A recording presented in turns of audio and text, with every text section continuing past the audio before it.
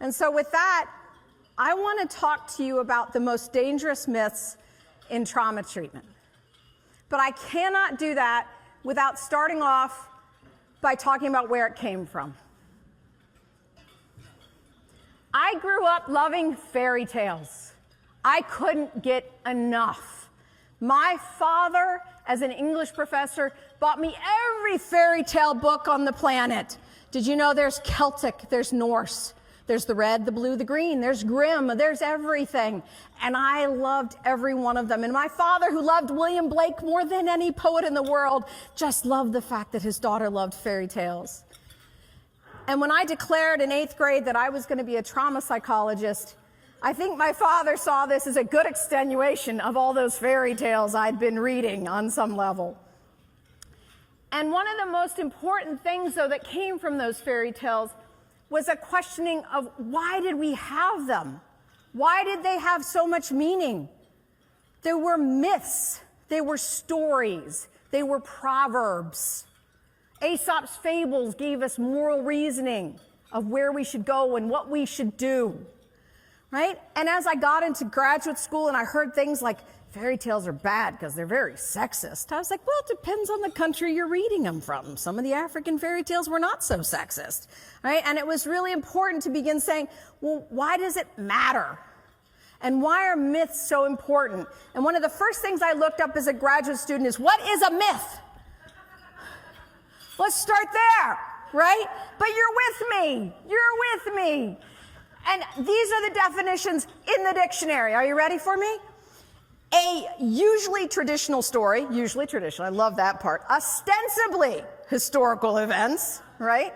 That serves to unfold a part of the worldview of a people or to explain a practice, belief, or natural phenomenon. That does not mean a fact. Then we follow that up with a popular belief or tradition that has grown up around something or someone, especially one embodying the ideals of an institution or society or segment. And finally, in my last one, an unfounded or false notion. There are a lot of things I was taught in grad school.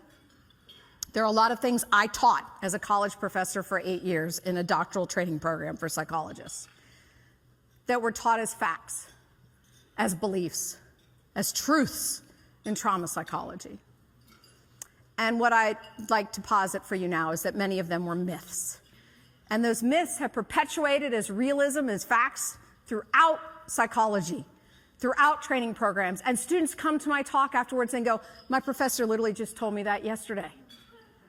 And I go, no, please no. And I'm going to give you one of them. Zach sent me an email not that long ago. He was at a training, and he said, there's a guy up here, Kate, and he just said that CPT can't work for trauma because it only works on the left brain. And you got to have your right brain to get better from trauma. I never emailed him back because I didn't know how I would even possibly respond to that email to Zach without going, what? There's a myth that you only use 10% of your brain at any time. If you go out and read Science, Nature, Scientific American, you find out that you lose virtually all of your brain at all times, even when you're sleeping. There's no left and right that you use to do cognitive therapy or to use somatic therapy. That's false. Absolutely false. And the neurobiologists have been laughing at us over in psychology for a long time over this one, right? So what is the truth? The truth is we have a brain and we need to use it, and we need to use it to dispel myths. So let's start. So one of the first ones that I'll take ownership, I taught to my graduate students, and I taught it with a passion because I do everything with a passion. I taught my students that you cannot treat PTSD while you're experiencing trauma. And we did this with domestic violence survivors, interpersonal violence. For years, we did safety planning, we did supportive therapy, and we said, when you're ready, you come see me. And until then, we'll do supportive counseling until you can get out. What were we thinking? By saying that, we were literally saying that a first responder cannot receive therapy. Because I did therapy 2 weeks before I got here. I did cognitive processing therapy with a firefighter. He went on shift 3 hours later and had a pediatric death within 20 minutes. He's experiencing trauma. So do we just never treat a firefighter till they're done with their job? Paramedic? And you know when this changed was when the U.S. had the invasions in Iraq and Afghanistan, and we had all this PTSD, and the U.S. Army called me and said, you need to get over here because we can't send the troops home. And we went over to Iraq and Afghanistan, and we went over to Germany, we went over to England and to Italy, and we did trainings in CPT and prolonged exposure. And when we got home, we went, well, that's interesting. If I can train troops, why can't I train everyone else? Why can't I work with first responders, interpersonal violence, gang violence, prisons, active duty deployments, countries with unrest like Ukraine, Iraq, Uganda, Congo, where we have problems going on? And in fact, to bring that home, some colleagues of mine went down to the Congo, and I showed this slide yesterday. They did a study while the war was happening in the Congo. They trained therapists in the villages who didn't even have more than a high school degree.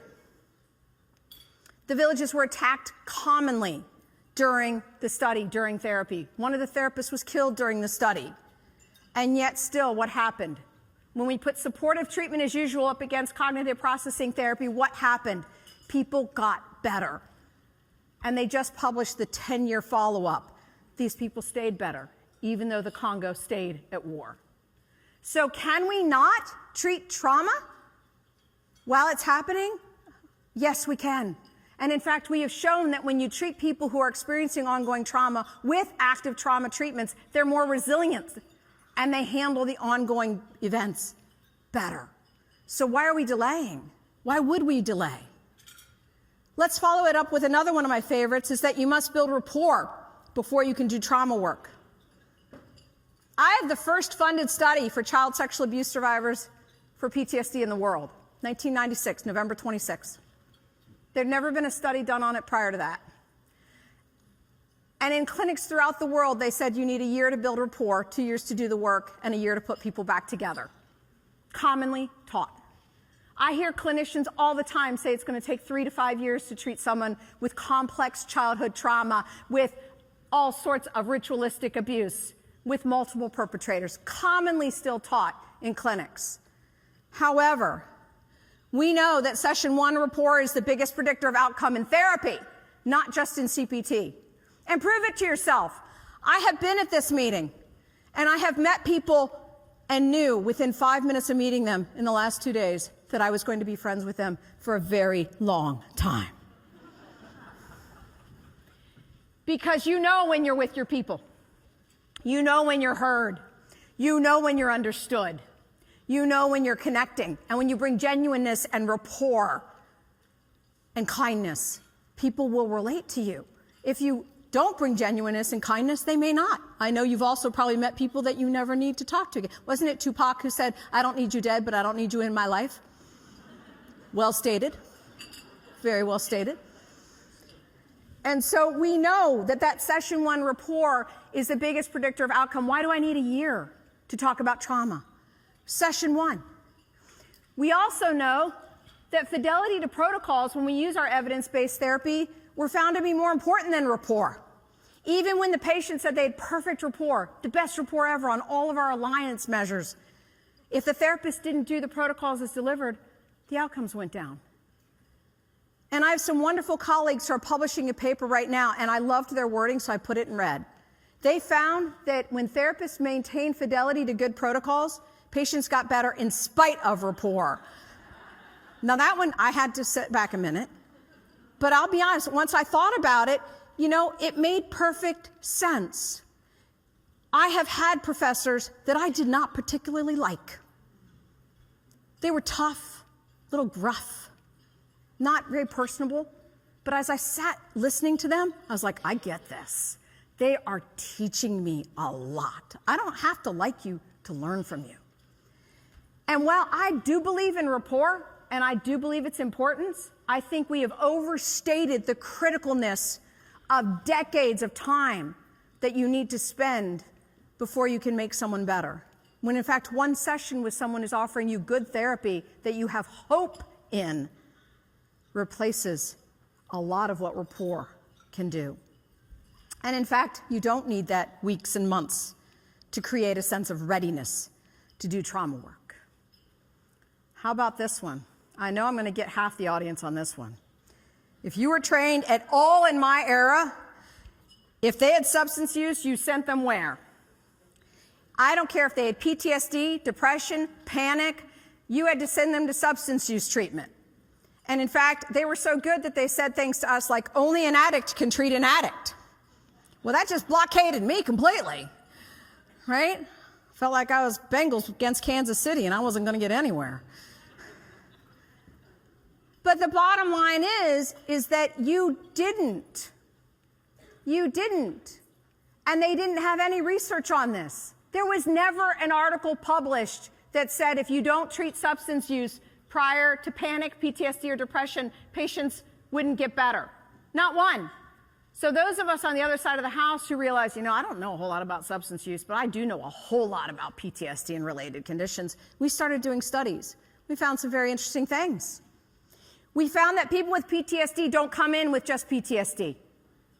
They come in with 1, 2, or guess what? 3 or more diagnoses, especially the men. And many of those diagnoses were substance use because they were doing everything in their power to manage their symptoms.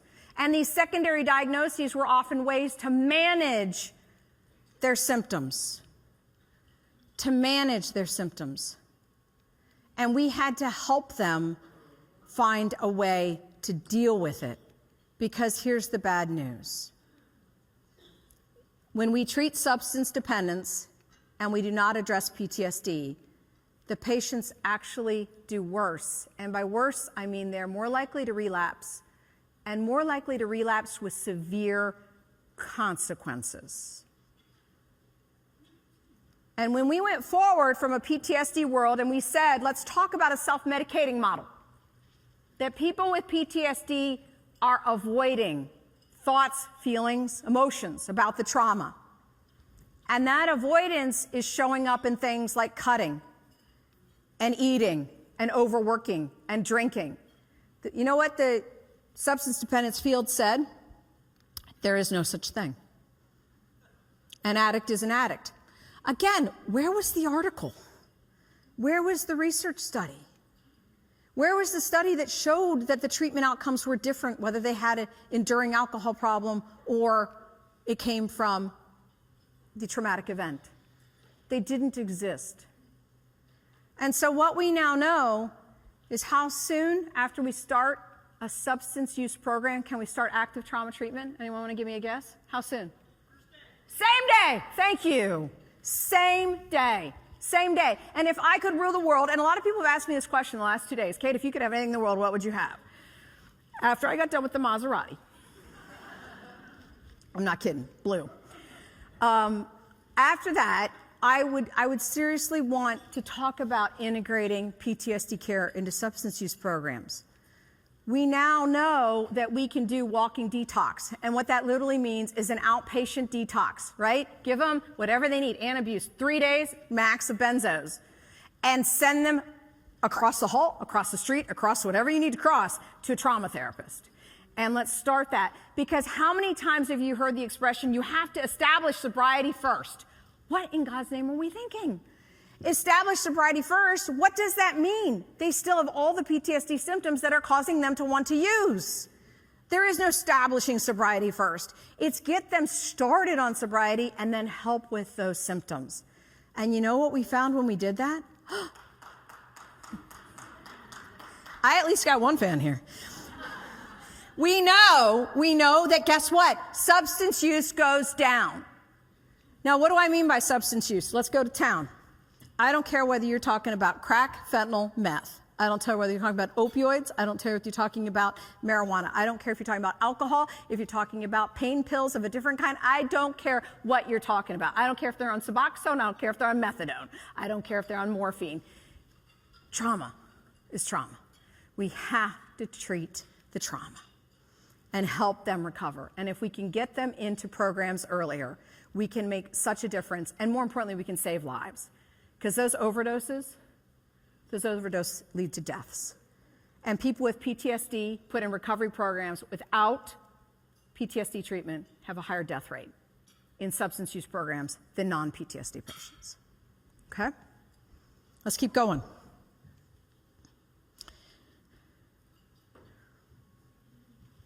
you should only see trauma patients weekly or even less, to allow them time to process. I still hear this.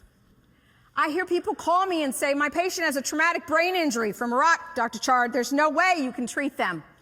They need time to integrate that material. It was a heavy session. They're going to at least need 2 or 3 weeks to process everything we went over. Did you all know that the average patient remembers about 25% of what you discussed in therapy? Anyone? Anyone? 25%. So when you're not using any homework or any worksheets, good luck with that processing, right? Hopefully they'll process something important, but we don't know. The truth is that we became very reactionary to the whole idea of more frequent trauma. We stopped seeing people 3 or 4 times a week in dynamic therapy, and we, when behaviorism hit, moved to weekly therapy. And we'd like to blame managed care for our problems, but it's not. Managed care just reacted. And managed care now tells us we can see people weekly. And then our own companies began telling us you can see people what? Twice a month, excuse me. Or even worse, once a month. And some of you are in clinics where you can only treat people every 2 weeks or once a month. Have you ever seen an article published that showed that you can make any Axis 1 mood disorder or Axis 2 disorder better at once-a-month therapy? I'm looking. When you find it, email it to me. Because it doesn't work. So why are we seeing people every other week, once a month? Because clinics are so full. There's such a demand for the need for mental health. COVID just made it dramatically worse. And yet the answer was the exact opposite. By seeing people once a month, that's 12 sessions in a year. That patient is going to be back seeing you again the following year. How does that help your burden of patients coming in? But if my therapy is 7 to 15 sessions long at an average of 10, every patient you see in an evidence-based treatment is going to get out of there when? Sooner. More patients turn over, better, not needing care. But let's take this a step further. We now know that we have masked treatments, that therapy doesn't need to be offered once a week. And for those of you who think, hey, but learning needs to consolidate and it needs to happen over time. Any of you taken up a hobby lately? An instrument? When you're learning how to play an instrument now, do you know how they teach you? 10 minutes a day. 10 minutes a day. That's how you make change. When you go in for physical therapy, how often do you have to do your exercises to recover from the hip, the rotator cuff? Every day. When you're learning how to do a sport, do you practice basketball once a week? You're going to stink, but yeah. No, you go out and you shoot in the backyard every day. When you want to lose weight, start exercising, new program. What are they now saying? 10-minute walk every day. We embrace this as so much a society, but we forgot it in trauma. We forgot it in therapy, that everyday change leads to everyday change. We now know that when we offer therapies in much more masked components together, dare I say daily, that patients get better faster. 2 weeks. 2 weeks, that's how long it takes to treat PTSD. 2 weeks for a lifetime of trauma. 2 weeks. Zach alluded to the This American Life podcast, a reporter who went out herself and put herself through trauma therapy for 2 weeks and tells her story in the podcast. She's gone on the record since that story talking about the fact that she had years of psychotherapy in New York, and she's chagrined to know that it only took 2 weeks to actually get better. 2 weeks. We are now testing treatments that are weekend long. Do you know the beauty of these 2-week therapies? And it's not just my treatment, it's a lot of treatments that are going into these master intensives. The beauty is that patients drop out less. And if you drop out, you don't get better. So if you've got an equal rate of completion and more completers, and your results are the same, then what do you got? You've got to win. And so for those of you going, you got to be kidding me. My patients don't want to come in every day. Really? If I told you you could have the physique you wanted, you could have the musical skill you wanted, you could have the change in your life you wanted, but I only need you at 6 a.m. for 2 weeks in a row, what do you think you'd say? I'm in. I'm in. Mass treatments are absolutely one, not the, but one of the waves of the future. Not everyone wants this. Not everyone can afford this. And so one of the big myths I want to bust is we can't drink the Kool-Aid. There have to be options. There isn't a best way, a one-size way. There's options, and mass treatment is an option that has amazing potential for our future, that we can offer therapy quickly to those that want to get better. Think about college students going back to school, soldiers going back to war, firefighters going back to the fire station. The faster we make them better, the better they are, right? How about this one? One of my absolute favorites. Evidence-based treatments cannot work for complex PTSD. Anyone? Now you're too scared to endorse any of these, aren't you? That got you all freaked out, didn't he? Well, the first question is, what in the world is complex PTSD? Define it for me.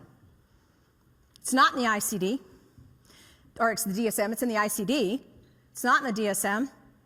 And I'm willing to put next year's salary, it won't be. Do you know why it won't be? Because we have no common discussion of what complex PTSD is. If I go to any table here and I ask you, what is complex PTSD? I guarantee one of you is going to say child abuse, right? But one of you is going to say child sexual abuse. And another one's going to say, no, doc, it's got to have personality disorder. And another one of you is going to say, no, it has to be dysregulation. And another one's going to say, no, it's anyone with interpersonal trauma with dysregulation. And another one's going to say, no, it's anyone with a personality disorder and any trauma history that's difficult to treat. Do you see the problem? Because what has happened is complex PTSD has become the borderline personality of the 1990s. And we are using this term without rhyme or reason, and clients are becoming labeled. I have clients who call my clinic saying, my therapist said I have complex PTSD. Do you do that? I never know how to answer that question. I say, can you tell me what you mean? And I usually get, what, you don't know what it is? Not really sure where to go with this right now. So I usually just go, sure. Can we come in and assess you? And then maybe we'll be able to help the client by understanding what they mean or that therapist meant. Having diagnostic terms is a fantastic thing when used properly because it gives us a language to communicate. But when used incorrectly, it is a very bad thing. And this idea of complex PTSD, without it being a true authenticated diagnostic term that has been researched and shown to be an established diagnosis that has different needs than any other diagnosis, becomes no more than the throwaway that borderline became for anyone who had a dramatic personality in the 1990s, right? Because the truth is we know whether we're dealing with cognitive processing therapy, prolonged exposure, and even some research on EMDR. We know when we take child sexual abuse survivors, which are often labeled as being those that have complex histories, versus non-child sexual abuse survivors.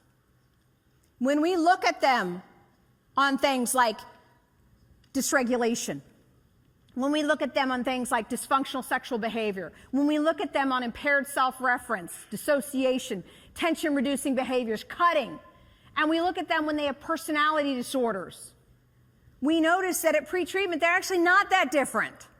They're a little different on that impaired self-reference, that dysregulation, that misunderstanding of self. But here's the startling thing. When we look at them post-treatment, they're equal. They're equal. And when we look at them 10 years later, they're equal, even given personality. So I say to you, why would you call me and tell me your patient is complex unless you think they need something different? And what we're finding is that they don't. They do the same in therapy as anyone else. So if your question is child abuse, same. If your question is personality, same. If your question is dysregulation, same. If your question is comorbid disorders, same. If your question is self-harming behaviors, same. Did I miss any?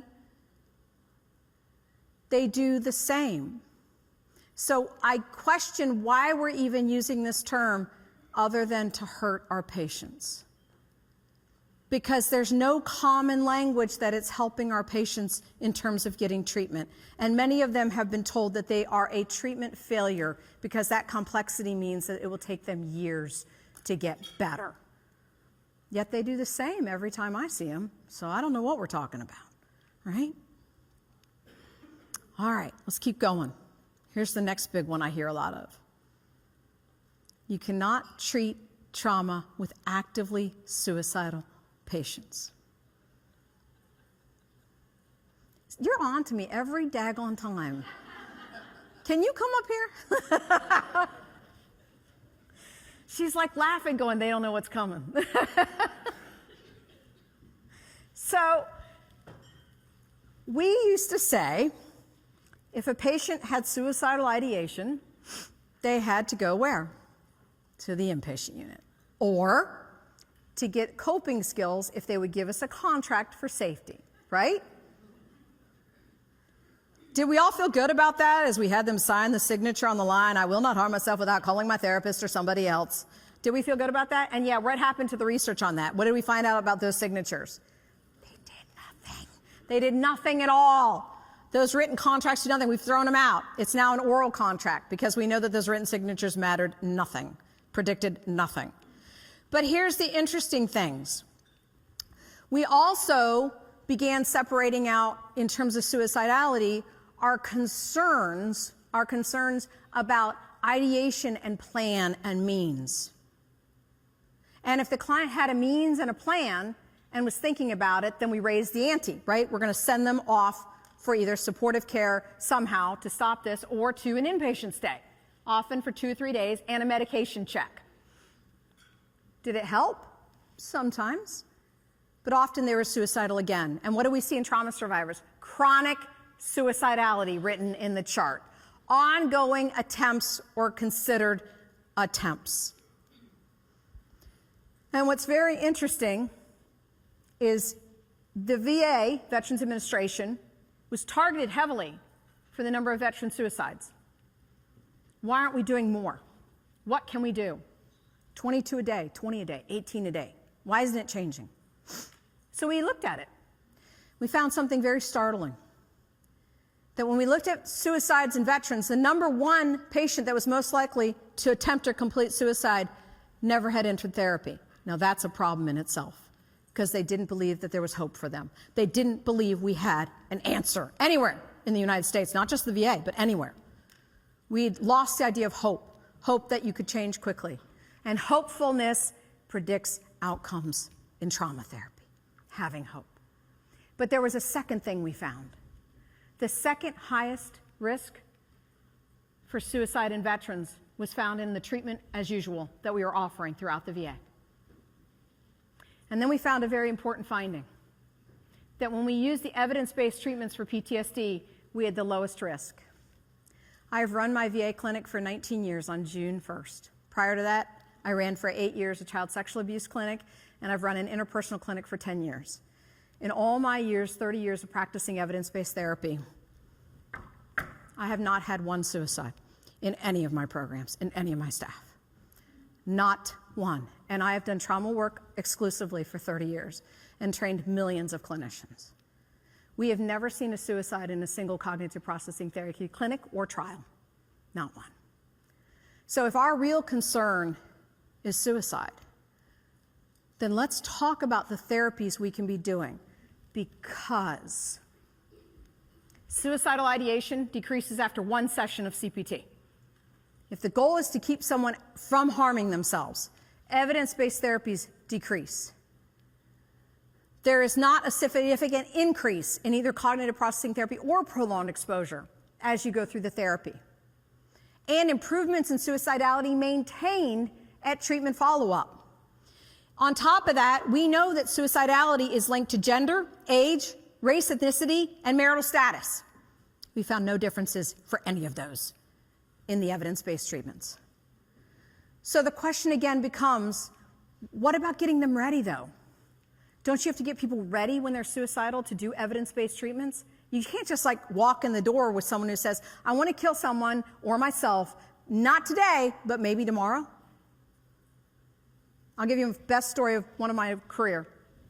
Got a call from a doctor. He said, Kate, I've got a referral to you. I said, absolutely. He said, I'm starting her on detox in the next 15 minutes. Walking detox, because I'm sending her your way. I said, all right, what do you got? He says, acute alcohol disorder, extremely suicidal, PTSD, and we got to get in there now. I said, all right, 2 o'clock's free, send her on over. She comes over. Everything he said was true. And I said, talk to me about the suicidal risk. And she said, oh, I'm going to kill myself. And I'm thinking, why did he send her to me? I mean, that sounds a little bit more than just ideation. She's got an intent that's pretty strong. And I said, when? And she says, when my dog dies. That's why he sent her to me, because he can't hold her. I said, how old's your dog? She said, 15.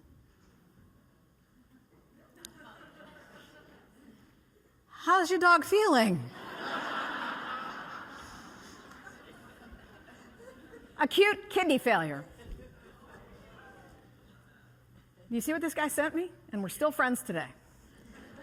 PTSD, acute, well, really chronic substance use, absolutely acute suicidal ideation with a plan and absolute intent, but not for today. The contract I made is that she'll call me when the dog gets sick. And she said, okay. And she said, okay. And we started CPT 3 times a week. And the dog came with her and sat in the car outside because she never left the dog's side. Never left the dog's side, except for our therapy appointments. One of the best days of my life was when that patient called me 2 years later. Phone rings in the middle of the day. Answer the phone. Doc! I said, oh my gosh, is it you? And she said, it is. I said, where are you? She says, I'm on a mountain. I went, that doesn't sound good. I said, what are you doing on a mountain? She said, I'm hiking. I said, okay. I said, who are you with? Thinking, let's make sure there's somebody there. And she says, my puppy. That's all I needed to hear. That's all I needed to hear.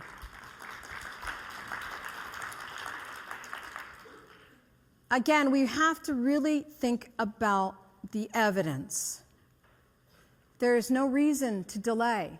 Eric Dietert published a wonderful paper in 2021 where he showed when we delay starting trauma treatment for suicidality to create readiness, people were more likely to drop out of therapy and never even start any of the evidence-based treatments, and more likely to commit suicide.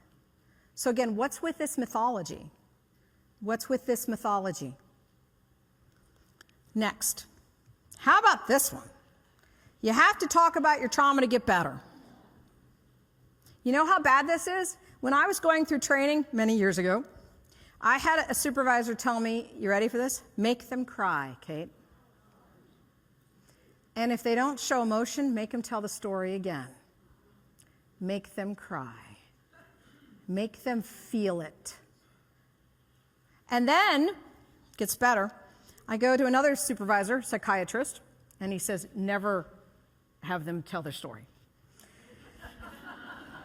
No wonder I was a little bit. And he says, because if they tell their story, they'll get angry and kill somebody. Good to know. But the problem is let's think about where trauma therapies came from. Trauma therapies developed from the exposure models we had for panic and anxiety in the 1970s and 80s. And we were desperate with the Vietnam War.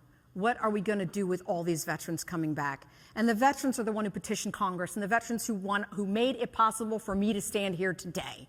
Because the veterans are the ones who pushed for PTSD treatments, for a diagnosis for something other than talk therapy and a pill, which is all you got in the VA in the 1970s. And that's not dinging the VA. That's all we knew in any country.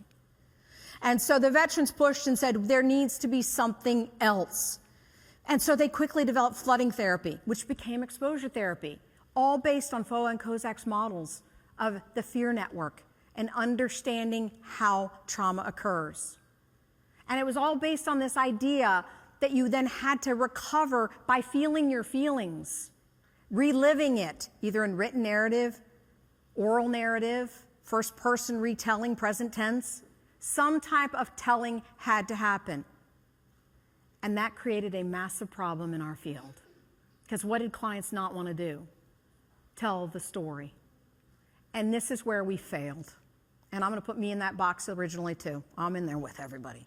Because instead of thinking maybe the therapies are wrong, we blame the patient. And we said, you know what? Because you're not ready to tell your story, we now have to put you in readiness therapy. And we created a new word. You know what it was called? Fragile. They were too fragile to do trauma work because they weren't ready to tell their story. Why didn't we think for a moment that we had our answer wrong? And the amazing thing is I came along as this sexual abuse researcher and I'm learning all this exposure and flooding and all this good stuff. And I'm saying to myself, but my clients didn't feel fear. My clients had romanticized child sexual abuse. They feel guilt and shame and disgust and blame. It was never a fear-based trauma. So why is our model only a fear-based model of exposure? That makes no sense for those of us who don't have those types of traumas. And so we did a little study where we took cognitive processing therapy with an account where they did a written narrative, and we took out the account and had them never tell the story. And then we also just did a written account where they wrote about it and did supportive counseling, no cognitive work at all. And what did we find? When we took the account out, patients got what? Better, faster. And faster leads to hope, and hope leads to what? Less dropouts. Ever done a weight loss or weight gain program, bulking up program? They always stack the deck at the front because the more you get immediate gain, the more you'll stick with anything. We saw immediate difference. That's 4 sessions in. We saw a statistical and clinical drop in PTSD symptoms. That led us to a whole new trajectory of research. When given the choice, 80% of patients choose not to tell their story. When I was growing up in trauma, we were told that's because they were avoiding. Again, why do we keep blaming the patient instead of realizing we just didn't have the right therapy?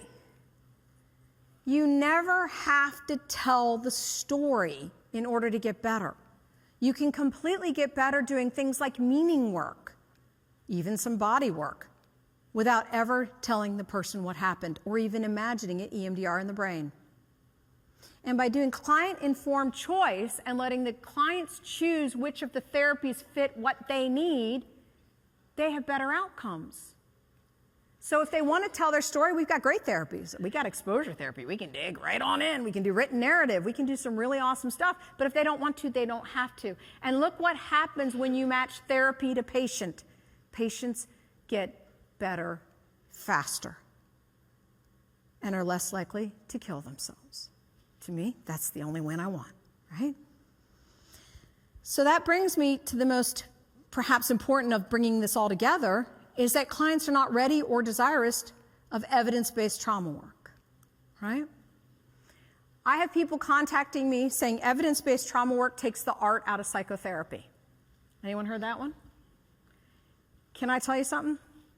I can write a really good manual, but if the therapist is bad, my manual cannot account for that. So you better bring your art. You better bring all you got. You better bring your genuineness, your kindness, your skill, your observations, the art. I bring structure that's been proven to work, but you still got to bring all the talent that goes behind it. It's kind of like Stradivarius. Makes a really incredible violin, but if you can't play, it's going to suck. All right? We're the same thing. I'll give you the instrument, but you got to know how to use it. You got to know how to use it. Because today now we know that when we use our evidence-based therapies, we know we have lower suicide rates. Our outcomes are lasting 10 years. There's nothing that makes me cry more than hearing about someone who was parked in therapy for years when they show up at my office. And I say, did you try any of the evidence-based therapies? No, I was never even offered one. It is totally fine to not use an evidence-based therapy if we've at least tried them first, offered them first. Because after that, it's patient choice. And it's even patient choice amongst the evidence-based therapies. So for people that think these are manualized for automatons, no, they're techniques and skills. No different than if you get your knee replaced, you better hope your surgeon is trained in how to do it. I certainly don't need a cardiologist doing my orthopedic work, right? It's a rubric, a guide. So we get faster outcomes, we get larger improvements, and they're effective with so-called complex PTSD and comorbid substance use. But here's my thing. Therapy works. There are very few studies that show that therapy for PTSD causes harm. There's one study on psychodrama years ago that showed that some of the patients had harm. Even prolonged exposure, which some people are scared to death of, I get it, even prolonged exposure does not have a significant associated worsening over time. Even virtual reality, which is like prolonged exposure on steroids, right, with a virtual reality machine, does not have an associated long-term outcome. Do you know the IRB made them hospitalize all the first patients that received virtual reality prolonged exposure because they were so scared the patients would worsen? The first 10 patients were hospitalized just to receive that therapy because of the stereotype against that work. What I want you to think about with any therapy, any medicine, anything you do with your body or your brain, is how fast does that treatment work? How much improvement will it make? And how long will it last? Treatment works. The difference between the evidence-based therapies and treatment as usual are those three questions. And if I'm taking my mother in for oncology cancer treatment, those are the three things I'm going to ask the doctor. And I'll probably follow it with what are the side effects. How fast is this going to work, doc? How much improvement will it make, and how long will it last? That's the difference between the evidence-based therapies. No one's here to say don't do everything else. My two calls to you are find the evidence-based therapies and make those options. And if the patient chooses not to, that's their patient choice. But let's at least inform them that these are the things that are going to help the most with the lowest suicide risk, right? Because not all clients want to do it. And as long as we make them aware of the options and let them choose, our outcomes are going to improve. Instead of saying you have to do X or saying something disparaging against treatment Y, even though you're not trained in it.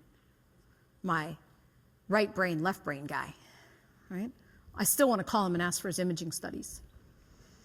So another one that comes around a lot is you cannot recover from PTSD. In my era, we were told the following: never say recovery or recovered or cure when it comes to treatment. You guys remember that one? You're never cured. 10 years later. We also know from our Congo study that 10 years later, they were better. From one of our recent active duty military studies, 10 years later, they were better. I'm good with 10 years. If you don't have PTSD again after 10 years, I'm pretty much sold at that point, right? The bottom line is we know whether you're using cognitive processing therapy, whether you're using prolonged exposure, we have the data. And why is this EMDR study so daggone important that I'm starting out right now? Is because EMDR has never been studied in active duty military, in combat trauma, in veterans. It has never been put up against CPT or PE, and it's never been looked at to see how long its outcomes hold.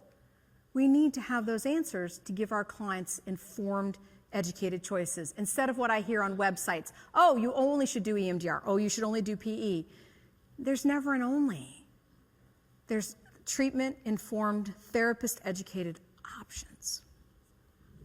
Okay?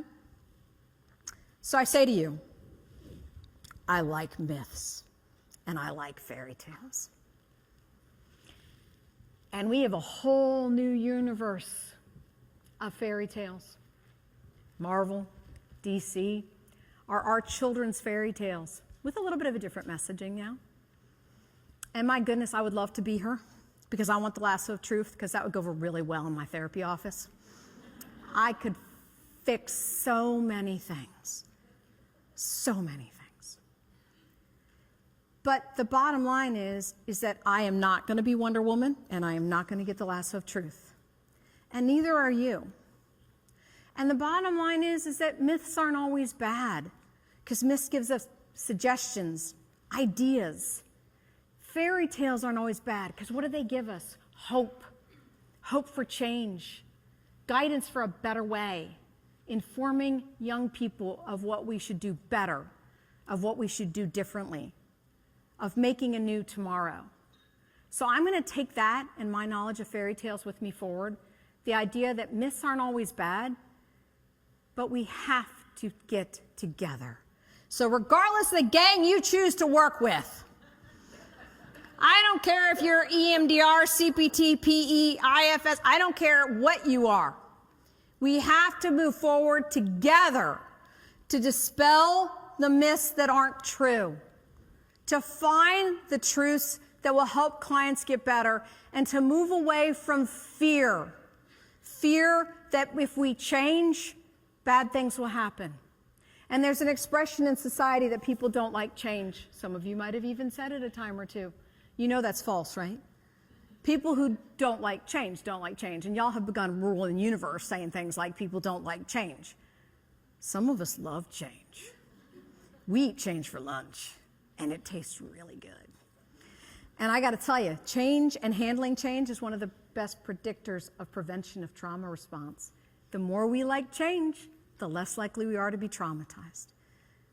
Because I want you to remember, only 20% of people who go through traumatic events get PTSD. 80% of people recover on their own. 80% of people recover on their own. And there are some huge predictors of why that is. And I won't bore you with that today. Come see me talk sometime and I'll tell you all about it. All right? There's some huge predictors. But what I do want to say, the number one variable that predicts who gets PTSD and who doesn't is not the age, not the prefrontal cortex development, not the traumatic event itself. Do you want to know the number one predictor of who gets PTSD? Perceived social support after the event. Perceived social support after the event. And what does that mean? It means when I meet you with what you need after the trauma happens, you are less likely to be traumatized. But the problem is I don't know what you need because I don't know you. So I have to find out. And the more we can meet people after traumatic events with less judgment of you shouldn't have done this, you shouldn't have done why, with kindness and understanding, the less likely we are to have traumatic responses. And we found this, guess where? In police stations. When clients went in and the police officers gave them perceived social support, we saw less PTSD develop. So we thought, brilliant.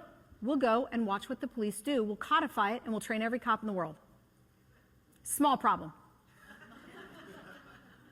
Some clients went in, and they wanted Mr. Rogers. I'm going to take you to the hospital. I'm going to stay with you. I'm going to put guards outside your house. I'm going to make sure you're covered. Call me anytime. Here's my personal phone number. I've got you. That's great. But the next individual comes in wanting care, wants John Rambo. You got this going over to the hospital by yourself? Yeah, okay, great. I'm going to go get him, and I might rough him up a little bit on the way back. Thank you. What happens when the person who gets Mr. Rogers wanted John Rambo? Would you get out of my face? And please go get this guy. I can take myself. Please go away. You're smothering me, right? But think about that in your own life. Think about that with your clients. When we go in with a one-size-fits-all model, all we do is perpetuate the traumatic response. What we have to understand is we all need very different things. And stopping this one-size-fits-all model of trauma response and trauma treatment will help us meet our clients where they need to be met. So I want to thank Zach, Networker, PESI, and all of you for giving me a chance to come here.